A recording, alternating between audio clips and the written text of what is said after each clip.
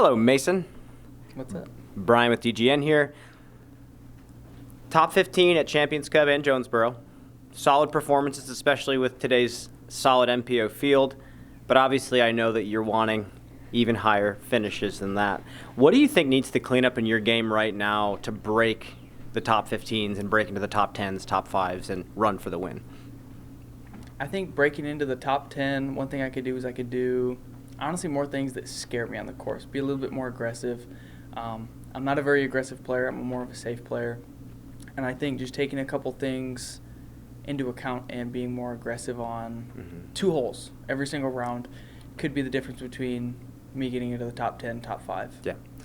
So then out here on these courses, you say you want to play more aggressively, but then as someone who's played these courses myself, it's hard to say that in certain situations. Are you carrying that same mindset out here to Jones and Emporia Country Club?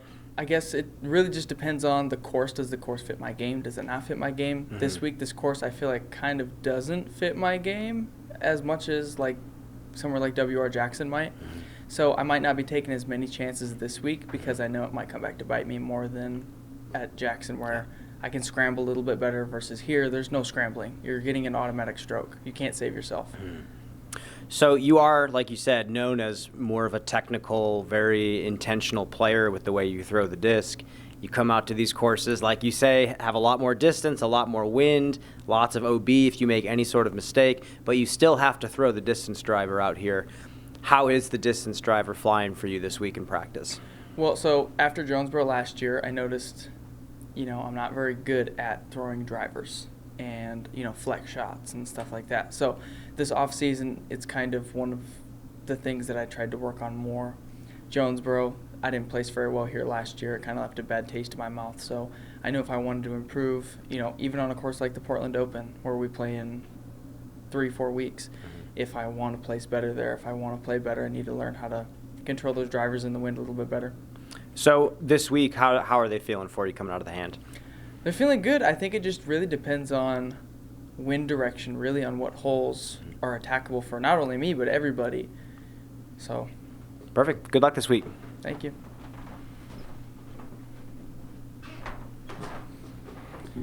Hey, Mason, Terry with DGN, and you just talked about learning how to throw your drivers and control them a little bit better. Better than I'm asking this question, at least. All right, so my question is, how does someone of your caliber go out and improve things like distance? What are you doing at this stage in your professional career to actually throw it better?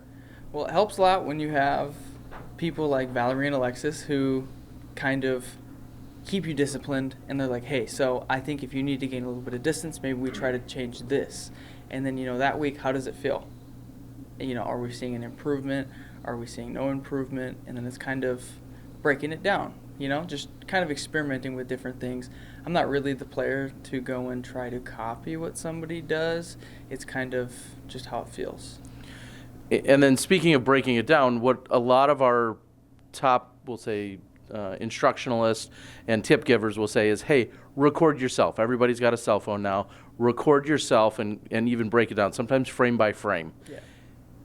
Are you using video analysis as well, or is it largely what, just through the eyes of Alexis and Valerie, for instance? So if it's really something that we feel like it's hard to not use the video just for the fact that you can go through it in slow motion and the naked eye can't catch everything. So a lot of the times, hey, can you record me throw the shot while we're on the course? Or, we're coming up to this open hole. Hey, can you record me so we can see what it looked like after? And if I made a mistake, okay, well, here's where we made the mistake.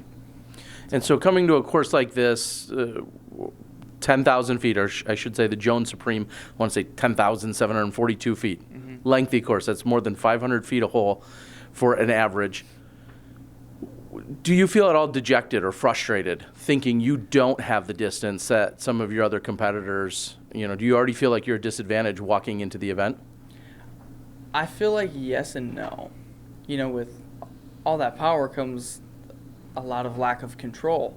And the OB is a lot tighter than it was last year. And, Jones has a totally different design where the longer shot can kind of bottleneck you down to where you might have a better chance of going OB versus my shorter shot, it's a wider fairway. So I don't think I'm at any absolute disadvantage, but if you can control your 500-foot shots, then you deserve to win, I guess. And Jones, again, going to have a very different look that people are seeing for the first time this year. What's your overall take on it? What do you think about the way that's laid out, and how do you think it's going to play? I think that they definitely did a good job at making it harder than last year. Totally different course. And in no wind, I could see really, really low scores. But in the typical Kansas wind that we're going to have this weekend, I think they really rewards safe play in the wind and aggressive play when it's not so windy. And, I mean, I like it. It's a good challenge. It's not a course that I would pick to play, but we're here. All right, and then final question, and that's speaking about wins and maybe even case-by-case scenario. I saw you guys practicing on hole 1 over at Jones Supreme yesterday, and we talked about the quantity of people that may actually run at going for the green on hole number 1. Do you feel like you have a final game plan? Because we'll set up the shot for everyone, and then tell us what your game plan is. Again, I think it's kind of depending on what wind we have. Like, if we have a headwind, I'm probably not going to go for it. If we have a tailwind, left to right wind, I'll probably go for it. But if we have a 25 raging headwind, I'm probably not going to go for it. All right. Well, I'm excited to see you picking out these holes where you say you're going to be more aggressive. You quietly say that, but we're looking forward to more aggression out on the course, everyone. This is Mason Ford. We wish you the best of luck. Thank you.